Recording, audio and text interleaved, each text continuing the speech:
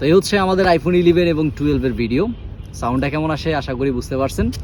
তো সব মিলিয়ে আইফোন 11 এবং 12 2025 সালে ভিডিওর জন্য ভালো ডিভাইস হইতে পারে।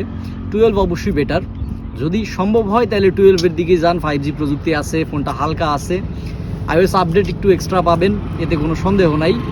আর যদি এরকম হয় যে আপনার বাজেটটা টাইট, 25-27 এর ভিতরেই আপনাদের বাজেট, তাইলে 11-এর দিকে যাইতে পারেন। তবে 11-এ যেটা আমি প্রথমেই বললাম যে ডিসপ্লেতে একটু সমস্যা আছে। এটা আইপিএস ডিসপ্লে, 2025 সালে একটা আইপিএস ডিসপ্লের ফোন আসলে ওইভাবে গ্রহণযোগ্যতা থাকে না আসলে। তারপর আমি যেটা বললাম যে A13 বায়োনিক এবং এর সাথে সাথে এটার যে ক্যামেরাগুলো আছে, এই ক্যামেরাগুলো দিয়ে একটা ভালো কোয়ালিটি আপনি পাবেন, যেটা দিয়ে কাজ চালাইতে পারবেন। এখনও কিন্তু ব্যাকগ্রাউন্ডে নয়েজ আছে। সব মিলে পুরো ভিডিওতে আমি চেষ্টা করছি যে আসলে রিয়েল অবস্থায় একজন ইউজার হিসাবে আপনি যখন 11 এবং 12 ব্যবহার করবেন তখন আসলে ভিডিও কেমন পাবেন, অডিও কেমন পাবেন এবং ইউজার এক্সপিরিয়েন্সটা আপনার কেমন হবে। তো দেখা হবে অন্য কোনো ভিডিওতে। আমাদের যেই ফেসবুক পেজ আছে ওইটা ফলো দিয়ে রাখেন এবং ইউটিউব চ্যানেলটা সাবস্ক্রাইব করে রাখবেন। আসসালামু আলাইকুম।